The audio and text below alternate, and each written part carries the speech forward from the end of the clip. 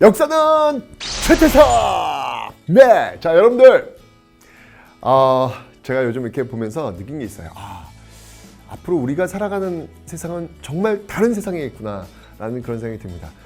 저는 뭐 방송을 통해서 제가 이렇게 역사 기행 같은 거 굉장히 많이 찍고 있거든요. 저는 이제 거기에 이제 고정화 되어 있는데, 요즘 보니까 젊은 그 청춘들이 자기들끼리 그렇게 세계 여행을 다니더라고요.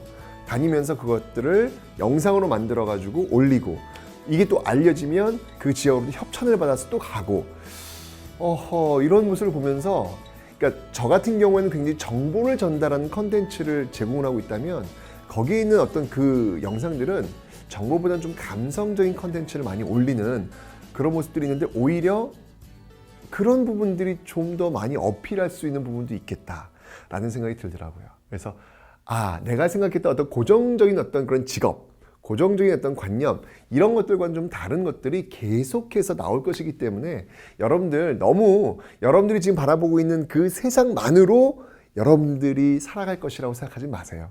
네, 굉장히 다양한 모습으로 여기저기 변화된 모습들이 분명히 존재할 테니까요. 어쩌면 여러분들, 이제 이 고3 이 시간만 딱 지나면 여러분들 앞에 또 새롭게 여러분들이 펼쳐나갈 그 세상이 다가올 겁니다. 네, 얼마 안 남았거든요. 조금만 힘내고, 자, 이 시간도 한번 마무리 출발해 보도록 하죠.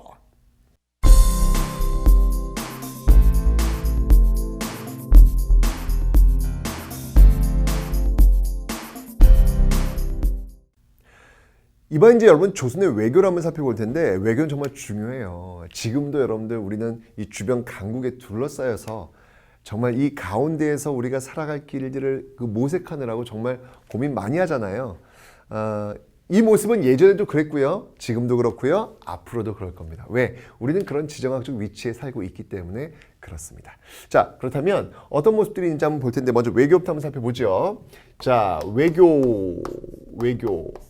자, 당시 그 조선의 주변 나라들과의 어떤 그 관계를 한번 살펴볼 텐데, 조선의 외교는 크게 두 가지로 이렇게 나누어서 살펴볼 수가 있을 것 같아요. 자, 먼저 사대와 교린이라는 키워드를 가지고 한번 좀 살펴보도록 하겠습니다. 자, 사대와 교린, 사대와 교린이에요. 자, 사대와 교린이라고 하는 것은 뭐냐면, 사대는 섬길 사자예요. 큰 나라를 섬긴다. 그러니까 조선 전기 이 사대에 해당하는 나라가 있다면 어떤 나라가 있을까요? 그렇죠, 명나라가 있겠죠. 자, 이 명나라에게 사대를 했는데, 그래서 우리는 조공을 주기적으로 바치는 모습들을 보입니다. 하지만 이 조공 외교라고 하는 것들은요, 어떤 굴욕적인 어떤 그런 복종의 어떤 그런 의미는 아니고요, 상당히 어떤 실리적인, 실리를 추구하는 그런 외교였다. 당연히 당시가 이 동아시아가 이 중국 중심의 어떤 그 질서가 구축되고 있었던 건 명백한 팩트고 현실입니다. 그죠? 그 과정 속에서 우리가 얻을 수 있는 것들이 무엇인가를 잘 찾아냈던 방식이 바로 이 조공 외교다라고 볼 수 있어요. 사실은 여러분들, 이 조공 외교는요, 우리가 이제 조공을 이제 갖다 줘야 될 거 아닙니까? 바쳐야 될 거 아닙니까? 그죠? 예를 들면 한 100만 원을 갖다 바쳤다. 그러면요, 그 중국에서는 200만 원에 상당한 것들을 또 다시 우리한테 줍니다. 그러니까 경제적으로 본다면 어떻게 보면 우리한테는 더 이익이 되는 거죠. 그죠? 그런 어떤 그 모욕들을 명나라화 했다라는 거 기억해 놓으시면 되고요. 교리는 교류한다는 얘기예요. 린자가 뭐냐면 이웃 린자예요. 즉, 이웃과 교류한다라는 것인데, 대표적인 나라들을 본다면 어떤 나라들이 있냐면, 역시 저기 위쪽에 있는 여진족, 그죠? 여진족이 있겠고, 그 다음이 일본이 있겠죠. 대표적인 어떤 교린 국가들이 될 텐데, 여진족에 대해서는 뭐 강경책과 또 어떤 그 회유책, 이런 것들이 분명히 있을 거예요. 먼저 이 여진족, 북방족이니까 여진족 같은 경우에는 대표적인 어떤 그 여진족과의 어떤 정책들로서는 사군 육진 개척이 있습니다. 그죠? 사군 육진의 개척이라는 게 있고, 그 다음에 이제 일본 같은 경우에는요, 스시마의 어떤 스시마 정벌과 같은 것들이 있는데, 여러분들 이런 모습들, 이거 다 어느 왕 때 있었던 내용들이죠. 우리 배웠죠. 네, 앞에 그 조선 초기의 왕들 하면서 배웠습니다. 자, 어떤 왕들입니까? 어떤 왕입니까? 이 왕은 바로 모두 세종시기. 그죠? 예, 세종시기 전개되었던 그런 내용들이다라는 거. 15세기는 이제 이런 어떤 모습들로 좀 안정화된 모습들로 가는데, 이제 문제는 16세기에 가면서 여기서 이제 조금 이제 문제들이 발생을 합니다. 결국 그러다가 이제 16세기, 자, 즉 16세기 끝자락에 가면요, 네, 바로 1592년. 네, 우리가 잘 알고 있죠. 바로 조선 전기와 조선 후기를 나누는 그 분기점이라고 할 수 있는 임진왜란이 벌어지게 됩니다. 자, 특히 이제 일본, 그 일본에 의해서 이 임진왜란이 벌어지게 되는데요. 자, 그 임진왜란의 어떤 그 내용들을 한번 살펴보도록 하죠. 자, 크게 이 임진왜란은요, 한 세 덩어리로 나누어서 좀 보실 수가 있습니다. 7년의 전쟁인데 1592년부터 출발하잖아요. 그죠?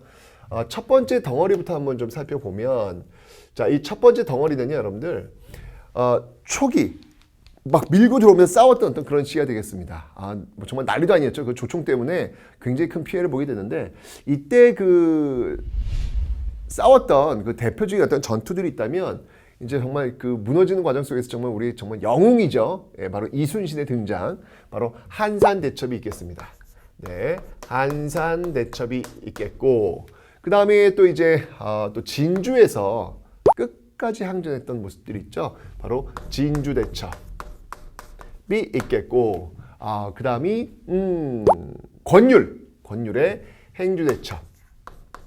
행주대첩과 같은 이런 어떤 전투가 전개되었던, 그리고 여러분들 바로 이 조선과 명나라가 연합을 했던 조명연합의 형태에도 마련이 되고 있더라라는 모습들이죠. 이런 것들이 이제 1차 시기 임진왜란을 크게 세 덩어리로 나눴을 때 첫 번째 덩어리에서 보여지고 있는 모습들 기억해 놓으시면 되겠습니다. 됐죠? 네. 자, 그리고 나서 두 번째, 이게 이제 이렇게 있다가 결국은 이제 일본이 밀고 올라갔다가 다시 밀려 내려오잖아요. 밀고 내려오면서 휴전을 좀 합니다. 잠깐 쉬는 시기가 있어요. 자, 그래서 여기가 바로 휴전의 어떤 그 시기가 될 텐데, 요 휴전의 시기 동안 우리도 나름대로 정비를 해요. 왜냐면 초반에 너무 밀렸잖아요. 그죠? 그 밀리는 과정 속에서 정비를 하는 모습들이 보이게 됩니다. 그 정비 어떤 내용들을 살펴보면요, 이렇게 변하죠. 먼저 일단 기본적으로 중앙행정조직 시스템이 의정부 6조 체제, 그죠? 이 의정부 6조 시스템인데, 이 의정부에서 그 권력의 중심이 어디로 이동되냐면, 바로 비변사로 이동되더라. 여러분들 앞강의에서 우리는 배웠어요. 바로 이 비변사를 장악하고 있었던 사람들, 바로 세도정치 소수가문들 설명드렸죠, 여러분들. 이때부터 이 권력이 더욱더 강화되는 거예요. 그 이전에 이미 중종 때 이 비변사는 생겼지만 점점 그 기능이 강화되면서 임진왜란, 특히 이제 병자론을 거치면서 더욱더 그 기능이 강화되면서 쭉 가는 것이죠. 그래서 의정부에서 비변사로 그 힘이 이동되는 모습 볼 수 있고요. 그 다음에 군사 체계도 많이 바뀝니다. 먼저 중앙군 5위, 중앙이죠, 중앙. 네, 이 중앙군 이 5위 체제가 바뀌어요. 왜냐면 이 5위 체제는 기본적으로 의무병 제도였잖아요. 그죠? 예, 농민들이 그 내야 되는 어떤 세금의 종류가 조세, 공납, 역 중에서 바로 군대에 가야 된단 말이죠. 자, 그런데 이런 과정 속에서 다들 이 포를 내고 빠져요. 군대를 안 갈 수 있는 방법이 있었어요. 조선시대는 포를 내면 안 갈 수 있거든요. 이러니까 안 되겠다. 이런 의무병 제도로는 이 나라를 구할 수 없겠다라고 해서 아예 모병제로 전환이 됩니다. 그 모병제의 첫 번째 부대가 뭐였냐면 바로 훈련도감이라는 거예요. 자, 이 훈련도감 이후에 이제 5군영 체제. 네.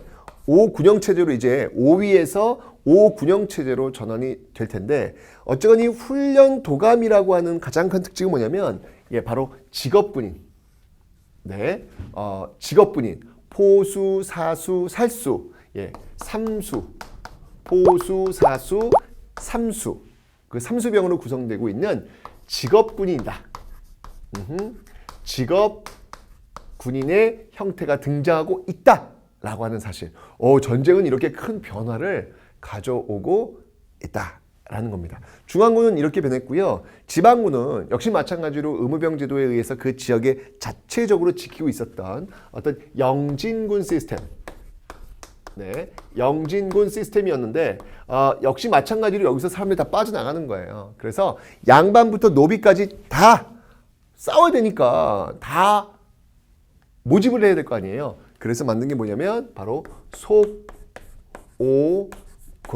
네, 이 속오군, 이건 이제 지방군이 되겠습니다. 이건 지방군인데요. 이 속오군이라고 하는 것은 바로 속오군이라고 하는 것은 바로 양반에서부터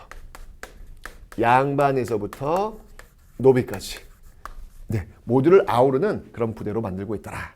요게 이제 그 휴전기에 보여지고 있는 우리 나름대로의 어떤 방어 형태, 준비를 한 거죠, 우리도. 그죠? 이런 모습들을 지금 임진왜란 시기에 볼 수 있다라는 것을 여러분들 잊지 않으시면 되겠습니다.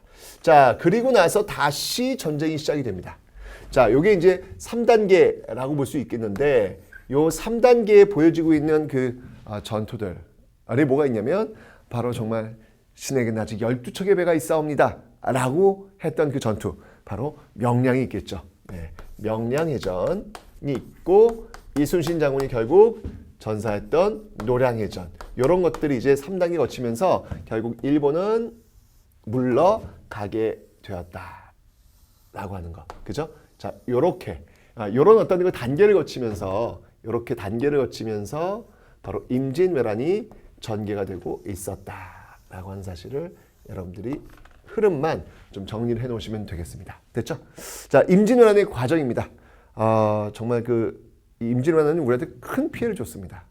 피해를 줬는데 이런 곳에서, 이런 상황 속에서 배울 수 있는 것들이 굉장히 많았겠죠. 과연 그 뒤에 나오는 모습들은 역사를 통해서 배운, 교훈을 얻은 그런 모습일지 한번 지켜보도록 하겠습니다.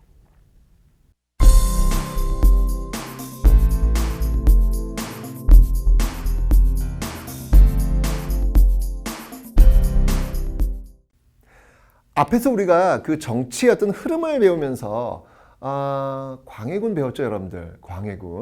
광해군 북인과 연결되어 있었던 그 시기인데, 그때 광해군이 펼쳤던 그 외교 정책이 뭐라 그랬죠, 여러분들? 임진왜란 끝나고 나서 명이 굉장히 쇠퇴하거든요. 그러면 새롭게 승장한 세력이 누구냐면 후금이에요. 여진족이 세운 나라 후금입니다. 이제 그 사이에서 굉장히 어떤 그 지렛대를 한번 왔다 갔다 하면서 중립 외교를 펼친다라고 설명드렸죠. 그 부분을 한번 좀 살펴보도록 하겠습니다. 자, 그래서 바로 광해군의 중립 외교, 광해군의 중립 외교가 있죠.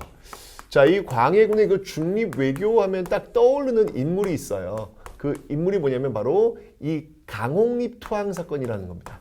강홍립 투항 사건. 그러니까 뭐냐면 명나라가 도움을 요청해요, 우리한테. 지금 이 후금을 치러 갈 테니까 좀 도움을 달라고 했는데 도와줘야죠. 왜냐면 우리 힘들 때 우리 와가지고 도와줬으니까 도와줘야죠. 이게 맞죠. 그런데 임대 명은 이미 이제 힘이 빠지고 있는 상황에서 이걸 도와줬다가 나중에 그 후금으로부터 역공을 받을 수 있겠다는 판단이 든 거예요. 그래서 광해군이 강홍립을 군대를 쥐어서 보내면서 일단 명의 요청을 했으니까 상황을 봐서 도저히 싸워서 이길 수 없는 상황이면 너 알아서 처신하고 와라 라는 이야기를 해줘요. 그래서 결국 강홍립 투항을 하거든요. 우리가 이게 너희들 싸우려고 온 게 아니라 어쩔 수 없는 상황이다 라는 것들을 이제 알리면서 투항을 했는데, 이게 난리가 난 거예요. 당시 어떤 성리학, 명분의 사회였던 이 유학자들한테는 있을 수 없는 일. 결국 이런 것들이 다 뭉치고 임목대비 폐위라든지 영창대원 증살이든지 이런 것들이 물리면서 결국 반정이 일어나죠. 그 반정이 뭡니까? 그 반정이 바로 인조반정. 바로 광해군을 때리면서, 바로 이게 바로 반정이죠, 반정. 때리면서 바로 인조정부가 들어서게 되더라. 인조정부. 자, 인조정부의 어떤 그 축은 제가 얘기했죠. 바로 어느 당이에요, 여러분들? 바로 서인당.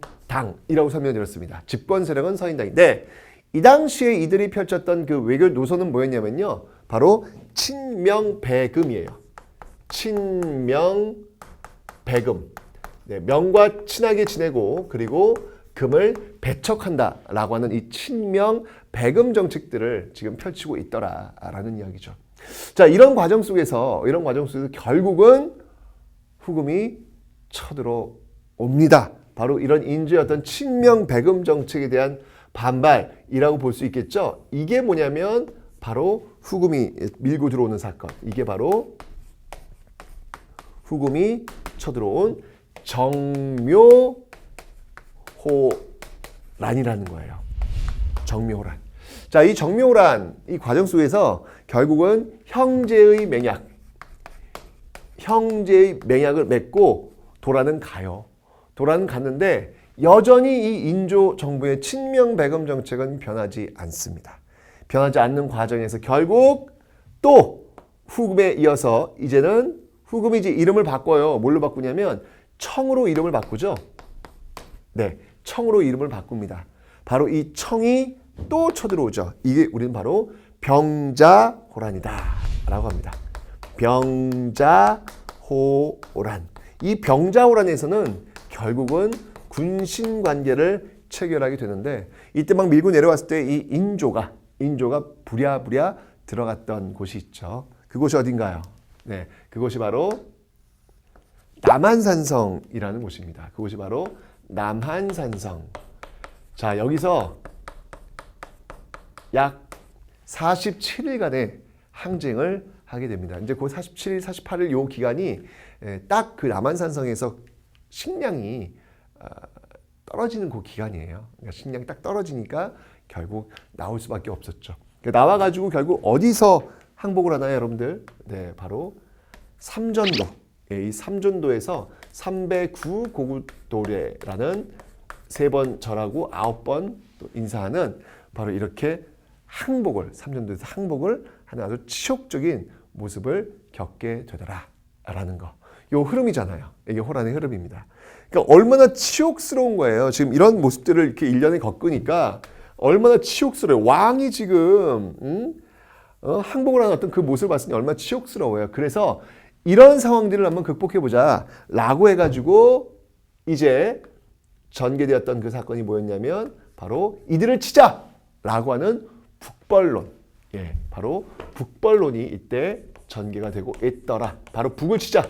바로 청을 치자라는 것이죠. 이걸 주도했던 인물이 바로 효종이었고 그와 함께했던 인물이 바로 우암 송시열. 이 인물이 바로 북벌을 주장하는 어떤 그런 분위기. 글쎄요, 이게 여전히 그 명분이라는 게 항상 논쟁을 하면 명분이 있는 사람들은 이길 수 있죠. 그런데 그 명분이 항상 정답을 이야기해 주는 것은 아닙니다.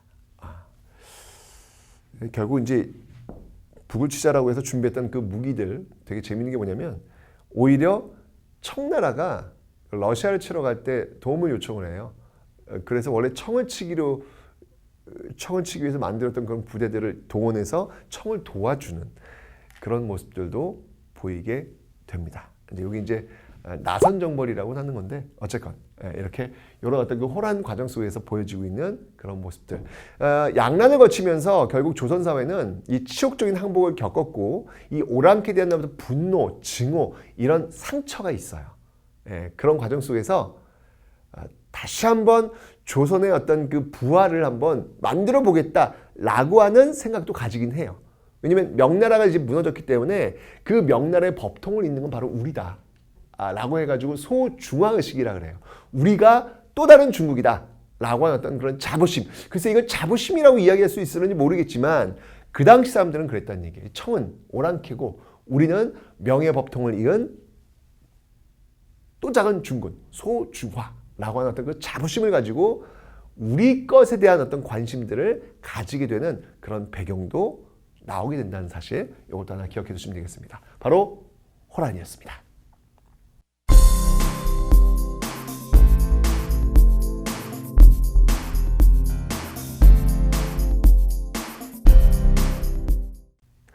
자, 이 마지막으로 여러분들 외교 얘기할 때 이 간도와 독도 이야기를 한번 해야 될 것 같아요. 근데 이 간도와 독도 이야기할 때 빼놓을 수 없는 왕이 누구냐면 네, 바로 숙종이 되겠습니다. 이 숙종 때 어떤 일들이 있었는지 한번 그 내용들을 한번 좀 살펴볼 텐데요. 자, 숙종입니다. 숙종. 자, 먼저 이 숙종 때 있었던 여러 일련의 사건들 중에서 먼저 청과의 관계 속에서 나오는 내용들을 한번 좀 살펴보도록 하겠습니다. 이 청나라와 국경 간의 어떤 그 분쟁이 자꾸 벌어지는 거예요. 그래서 이 문제를 해결하기 위해서 그 백두산에다 비석을 딱 세워요. 그 비석이 뭐였냐면 그게 바로 백두산 정계비라는 거예요. 그게 바로 백두산 정계비. 백두산 정계비라는 겁니다. 서위 압록 동이 토문. 서쪽은 압록강으로 하고 이거 문제 없어요. 동이 토문 이게 문제가 돼요. 동쪽은 토문강으로 한다. 근데 토문강이 어디냐? 두만강이다. 중국에서는 주장하는 것이고 우리는 아니 두만강 말고 토문강이 따로 있다 라고 이야기를 하는 거예요. 우리 측 주장대로라면 바로 지금이 우리가 알고 있는 어떤 그런 북쪽의 어떤 영토보다 더 넓은 위쪽에 간도라는 것이 있어야 되거든요. 바로 이 백두산 정계비가 바로 그러한 어떤 논란의 불씨를 가져오게 되었다라고 하는 것이죠. 이게 이제 숙종 때 세워진 어떤 그런 내용인데 결국은 이 간도 문제가 불거지게 되면서 나중에 여러분들 이 대한제국에서 이 간도 지역을 관리를 해요. 그래서 간도관리사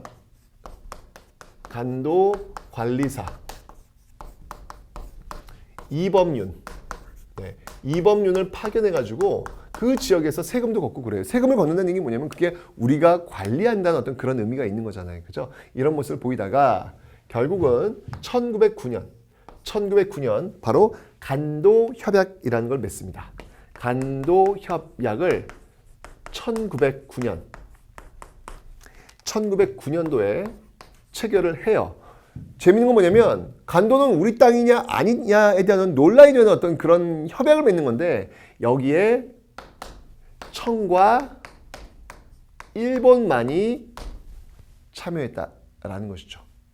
왜? 우리는 이때 외교권이 없었어요. 네, 외교권이 없었기 때문에 청과 일본만이 들어가서 왜? 우리의 외교권이 없었기 때문에 없었던 이유는 뭐냐면 바로 을사늑약 1905년 체결된 을사늑약으로 인해서 우리의 외교권이 없었기 때문에 청과 일본이 협약을 체결했고 결국 이 간도는 청나라 땅으로 넘어가게 됩니다. 일본 대신 안봉선 철도부설권을 갖고 간도는 그럼 청 땅이야 라고 인정을 해버리면서 우리 역사에서 완전히 간도가 떨어져 나가게 되는 그런 계기가 나오게 되는 것이죠.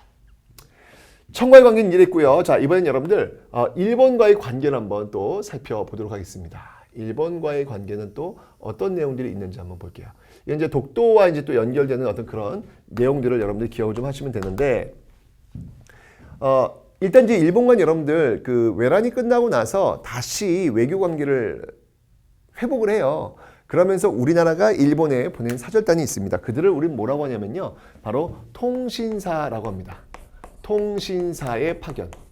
자, 그런데 자, 기억해 두세요. 이 통신사 파견은요. 어떤 역할을 하냐면 바로 일본 막부의 권위를 인정해주는 어떤 그런 역할도 하고요.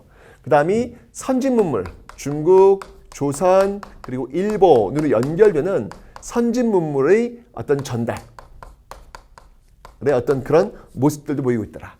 왜 이게 중요하냐면 나중에 여러분들 이 강화도 조약 체결 이후에 일본에 파견된 또 다른 사절단 수신사라고 있어요. 통신사는 선진 문물이 중국, 일본 그리고 중국, 조선, 일본으로 거쳐가는 어떤 그런 흐름이라면 수신사는요 거꾸로 서양에서 들어온 물물이 일본에 들어왔고 그걸 배워가지고 우리나라에 오는 거예요. 그러니까 통신사는 중국, 한국, 중국, 조선, 일본이라면 수신사는 서양, 일본, 조선으로 이어지는 좀 화살표 방향이 다르죠. 문물 어떤 전달 순서가. 그래서 이런 통신사 파견을 해가지고 다시 일본과의 어떤 국교를 재개하는 모습들이 있다라는 거 그것만 이제 일단 기억하시면 되겠습니다. 그리고 숙종 때 이제 여러분들 물론 이게 숙종 때는 아니고요. 그 이전부터 외란 이후부터 사실 뭐 통신사라고 하는 그 이름은 이미 예전 조선 초기부터 있었는데 끝났죠. 딱 이제 외란을 통해서 이제 외교가 단절되었었는데 이후에 다시 회복을 시켰다라는 겁니다. 자, 그리고 나서 이 안용복이라는 인물을 좀 여러분들이 기억을 좀 해놓으셔야 될 것 같아요. 안용복. 이 안용복은 일반 어민이에요. 어민인데 자꾸 일본이 울릉도 독도 쪽에 와가지고 자꾸 이렇게 막 이렇게 뭐 어획을 자꾸 해가니까 이걸 항의하기 위해서 직접 조선인 관리복을 어디서 구했는지 모르겠지만 입고 일본에 들어가서 울릉도와 독도는 우리 땅이다 라고 하는 확약, 그 확인을 받아옵니다. 그런 내용들이 바로 일본에 아직도 남아있죠. 바로 이 안용복의 도일, 이 안용복이 일본에 간 그 도일이 있기에 지금 이제 일본이 자꾸 이 독도가 자기네 땅이다 라고 이야기하는 것들이 좀 허구성, 이런 것들이 이제 증명되는 거죠. 근데 안용복 이제 그때 와가지고 여러분들 안용복 사형 선고받습니다. 왜냐면 관리 사칭죄라고 해가지고 사형을 선고받는데 그래도 뭐 또 역할이 있으니까 뭐 그 정도는 좀 봐줘야 되지 않겠냐. 사형은 면하게 되지만 어쨌건 이 안용복의 어떤 역할을 여러분 좀 기억을 해 놓으셔야 되겠습니다. 자, 문제는 뭐냐면 이제 이 독도 문제예요. 이 이후에 어떤 일들이 있었냐면 1900년에 이 대한제국 칙령이라는 게 있습니다. 대한제국 칙령. 자, 요 대한제국 칙령을 한번 좀 여러분들이 좀 정리를 좀 해놓으셔야 될 것 같아요. 대한제국 칙령 41호. 네, 요게 지금 1900년에 선포가 되는데 독도가 우리가 관리하는 어떤 땅이다라는 것들을 선언했던 그런 내용이 되겠죠. 그러나 결국은 러일 전쟁의 어떤 과정 속에서 일본이 강제로 자신의 영토로 편입을 시키는 모습 보이고 있습니다. 러일 전쟁 중 강제로 편입시키는, 강제로 편입시키는 그런 모습들이 있더라. 요게 이제 독도와 관련된 그런 내용들이 되겠습니다. 그래서 요 내용들 모두 독도와 관련된 내용들임을 여러분들이 좀 기억해 놓으시면 되겠습니다. 그러니까 참 숙종 때 별일이 많이 있었네요. 그죠? 숙종 때 이제 안용복, 또 숙종 때 백두산 정계비, 이런 것들이 이후 근대사 속에서 뭐 간도 협약이라든지 또 러일 전쟁 중 일제 강제 편입 뭐 이런 것들과 연결되고 있구나라는 것을 여러분들이 확인하셨습니다.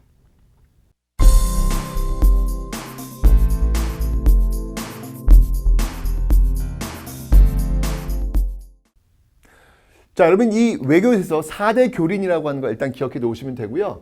그리고 이제 이 임진왜란 때 특히 휴전기에 비변사, 훈련도감, 소고군 이런 것들이 있었다는 거 기억해 놓으시면 되겠습니다. 그리고 호란. 자, 이 광해군의 중리배교 강원립 투항 사건 이후에 인조 반정 벌어졌고 결국 호란을 2번 겪게 됐고 병자호란 때는 남한산성에 들어가서 항전하다 결국은 삼전도에서 항복했고 이후에 이 채월갑자 북벌론이 나오게 되었다라는 거 기억하시면 되겠습니다. 간도와 독도에서는 여러분들 숙종 때 이 백두산 정계비 요게 이제 나중에 이제 간도 쪽과 연결되는 그런 모습이었었고요. 이 독도와 관련해서는 여러분들 바로 안용복, 대한제국 칙령 41호 그리고 러일 전쟁 강제 편입 요 내용들을 기억하시면 되겠습니다. 특히 이제 뭐 특히 독도 문제는 거의 2년에 한 번씩, 3년에 한 번씩 꼭 나오는 거니까 요 키워드만 기억하고 계시면 돼요. 어렵지 않게 여러분들이 확인할 수 있겠습니다. 여기까지 바로 조선의 외교였습니다.